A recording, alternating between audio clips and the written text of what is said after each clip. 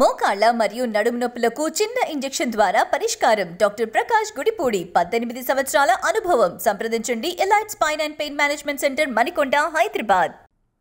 CM Revanth Reddy అధ్యక్షతన గాంధీ భవన్లో సమావేశమైన ప్రదేశ్ ఎలక్షన్ కమిటీ భేటీ ముగిసింది. దాదాపుగా గంట పాటు లోక్సభ అభ్యర్థుల ఎంపికపై చర్చ జరిగింది. వచ్చిన దరఖాస్తులను షార్ట్ లిస్టు చేసినట్టు తెలుస్తోంది.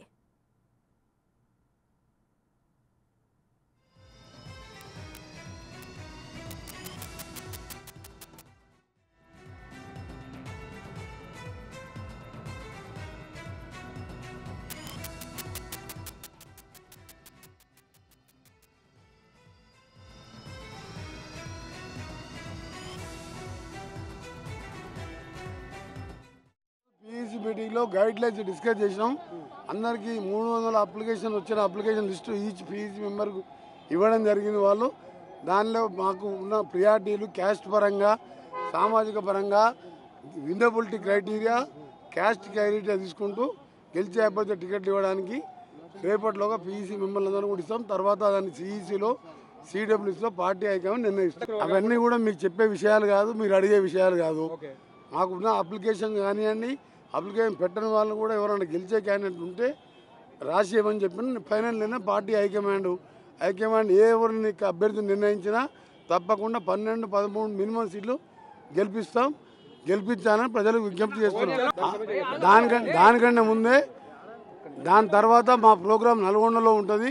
కొన్ని స్కీమ్స్ లాంచ్ చేయడానికి మా గౌరవ ముఖ్యమంత్రి గారు కూడా నేను రిక్వెస్ట్ చేశాను. ప్రియాంక గాంధీ చేతుల మీదుగా నల్గొండలో జరిగే బహిరంగ సభ చూడండి. కేసీఆర్ చిత్తుగా ఓడగొట్టి ప్రతి సీటు 70,000, 60,000 మెజార్టీతో గెలిపించిన నల్గొండ, మహబూబ్నగర్, ఖమ్మం జిల్లాలో ఆ జిల్లాలను మోసం చేసి జగన్కు తాకట్టు పెట్టి, కేంద్రానికి తాకట్టు పెట్టి, బిడ్డని అరెస్ట్ కాకుండా, కాళేశ్వరం అవినీతి బయటికి రాకుండా ఇవాళ ఆ జిల్లాను మోసం చేసినందుకే మన అసెంబ్లీ ఎన్నికల్లో ఒక్క సీటే, అది కూడా 3,000 మెజార్టీ నల్గొండ జిల్లా. అలాంటి జిల్లాకి రావడానికి సిగ్గు ఉండాలి కేసీఆర్. చెప్పులు చూపించిన వానికి ప్రజలు మన ఎలక్షన్ చూపించారు, రేపు పార్లమెంట్ ఎలక్షన్ చూస్తారు. ఆ తర్వాత ఆ పార్టీ 4 ముక్కలు అవుతుంది. పరిపాలన చేత కాదు అంటున్న కేసీఆర్ వ్యాఖ్యలకు కేంద్ర మాజీ మంత్రి రేణుకా చౌదరి కౌంటర్ ఇచ్చారు. కేసీఆర్ మాటలు ఇక ప్రజలు వినేంత సీన్ లేదని చెబుతున్నారు. దీనిపై మరిన్ని వివరాలు మా ప్రతినిధి సాదిక్ అందిస్తారు.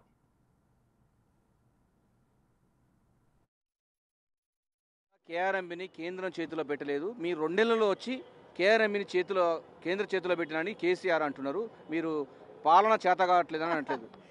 చేతకానోడు అక్కడ ఇంట్లో ఓడిపోయి పడుకొని ఉన్నారు, చేతకానోళ్ళు బీఆర్ఎస్ వాళ్ళు. కాబట్టి ఎవడో జ్యోతిష్కుడు చెప్తే వాస్తు బాగలేదని సెక్రటేరియట్ మార్చుకున్నారు, అన్నీ చేసుకున్నారు. ఎవరి మాట విని మీరు వింటున్నారు?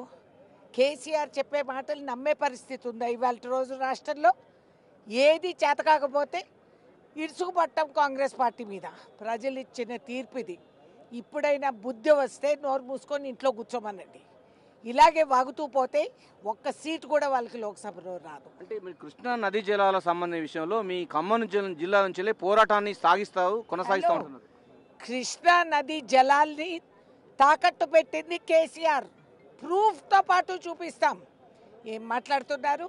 అబద్ధం కేకలు పెట్టి 100 సార్లు చెప్తే గోబల్స్ ట్రూత్ అయిపోతుందని అనుకుంటున్నారా? కృష్ణానది జలాలు ఎందుకు 3 సార్లు ముఖ్యమంత్రి గారు ఆ రోజు ఉన్న కేసీఆర్ ఎందుకు పోలేదు టాక్స్కి జగన్తో? అసలు 50-50 షేరింగ్ ఇచ్చాడా? ఇవన్నీ బ్లఫ్. ఈయన బ్లఫ్ మాస్టర్. కాబట్టి ఇంకా అదే పాతకాలం విధానాలు, ఇంకా నోరిప్పితే అబద్ధాలు ఇలా మాట్లాడుతూ పోతే ఉన్నది కాస్త కూడా పోతుంది. అంటే కాళేశ్వరం మేడిగడ్డ విషయంలో మాట్లాడకుండా కేఆర్ఎంబీ గురించి కేసీఆర్ మాట్లాడడం ఆంతర్యం ఏముందని మీరు అనుకుంటున్నారు? అదే నిజం బయటికి రాకూడదని చెప్పి, కాళేశ్వరం నిజాలు బయటకు పెడుతున్నామని చెప్పి, ఇది మేం చెప్పే నిజాలు కాదు. ఇది కేంద్రం అక్కడి నుంచి వచ్చిన ఎక్స్పర్ట్స్ ఒపీనియన్. వాళ్ళు కాళేశ్వరంలో జరిగింది అవకతవకలు అనేది పూర్తిగా చెప్తున్నారు. అది ఓర్వలేక అది డిస్ట్రాక్ట్ చేయడానికి ఈయన ఇలాంటి మాటలు మాట్లాడతాడు. కృష్ణానది సవాలే లేదు. ఆయన మాట్లాడే దాంట్లో ఒక్క పాయింట్ కూడా నిజం లేదు. కవిత మిత్తం బీసీ వ్యతిరేక కాంగ్రెస్ ప్రభుత్వం ఉంటుంది. మహాత్మా జ్యోతిరావు పూలే విగ్రహాన్ని అసెంబ్లీలో పెట్టాలంటుంది. దానికోసం పెద్ద ఎత్తున పోరాటం చేస్తానని చెప్తుంది. చేయమని ఇంకేం చేస్తారు? అన్ఎంప్లాయిడ్ అందరూ కూర్చొని ఇట్లా పనులే చేయాలి. చేయండి. సడన్లీ జ్యోతిరావు పూలే గుర్తొచ్చారు. ఎక్కడో చదివి ఉంటుంది ఈ మధ్యకాలంలో, లేకపోతే ఇన్ని సంవత్సరాలు ఎక్కడ నోరు మెదపలేదే. అచానక్ ఇప్పుడు అందరూ గుర్తొస్తున్నారు. ఇట్స్ ఓకే, ఈ డ్రామాస్ అన్నీ అందరూ చూసిన వాళ్ళే, ప్రజలు నమ్మటం లేదు. అంటే వచ్చే పార్లమెంట్ ఎన్నికల్లో మా సత్తా చాటుతామని అటు కేటీఆర్ అంటున్నారు, కవిత అంటుంది, హరీష్ రావు అంటున్నారు. మీకు పోటీ అంటే మీ ప్రజలందరూ మిమ్మల్ని అన్ఎక్స్పెక్టెడ్గా గెలిపించారంటున్నారు, వాస్తవం? అచ్చా, అంటే ప్రజల్ని కూడా మీరు తక్కువ అంచనా వేస్తున్నారు అన్నమాట. ఒక ఓటరు తూచి ఆచి ఆలోచించి వాళ్ళు ఓటేస్తారు. సో వాళ్ళు తీసుకున్న నిర్ణయం తప్పు అని చెప్పి నువ్వు అంటున్నావు. చూద్దాం, లోక్సభలో కూడా చూద్దాం. మీరు ఇంత ధీమా వ్యక్తం చేస్తున్నారు 6 నెలల్లో మీ ప్రభుత్వం కూలిపోతుంటున్నారు. ఎవరు చెప్తున్నారు ఈ జోష్యం? ఎవరు చెప్తున్నారని? ఆ జోష్యం చెప్పినోడేనా సెక్రటేరియట్కి వాస్తు బాగాలేదు, నీ మొహానికి వాస్తు బాగాలేదు, అది చూసుకోవాలి. ఇవన్నీ మార్పులు చేర్పులు చేసి ఏమైంది? కొత్త సెక్రటేరియట్ కట్టి ఇంట్లో పడుకుంటున్నారు.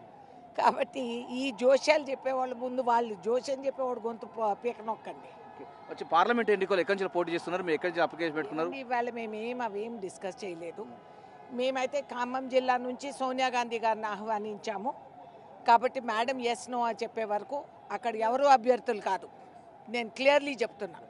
సోనియా గాంధీ గారిని ఆహ్వానించిన తర్వాత వారు ఎస్ నో చెప్పే వరకు ఎవరు కాదు. ఈ డ్రామాలు, ఈ పోజులు ఇవన్నీ సంకల్పం పెట్టుకొని పక్కకు పెట్టండి. మేడం వస్తారు, రావాలని నేను కోరుతున్నాను. మేడం వస్తారా రారా అని తేలిన తర్వాత ఎవడు ఎక్కడ అనేది మాట్లాడుకుందాం. మేమందరం అభ్యర్థులుగా కాదు, కాంగ్రెస్ కార్యకర్తలుగా పనిచేస్తున్నాం. 17కు 17 గెలవాలనే ధీమాలో మేమున్నాం. మా కార్యకర్తలు కాలు దూవుతున్నారు. సో యూ విల్ సీ, ఇక్కడ రికార్డ్ మారిపోతుంది. You just see what will happen. వచ్చే పార్లమెంటు ఎన్నికల్లో సోనియా గాంధీ ఖమ్మం నుండి పోటీ చేసే అంశం పైన పరిశీలిస్తుంది కనుక ఆ సీటు ఖరారు అయ్యేదాకా అక్కడ ఎవరు కూడా పోటీ విషయంలో మాట్లాడవద్దని కూడా రేణుకా చౌదరి స్పష్టం చేస్తున్నారు. అంతేకాకుండా కృష్ణా నదీ జలాల విషయంలో కేసీఆర్ చేసిన ద్రోహం ప్రజలకు వివరిస్తామని కూడా ఆమె స్పష్టం చేస్తున్నారు. Vote you.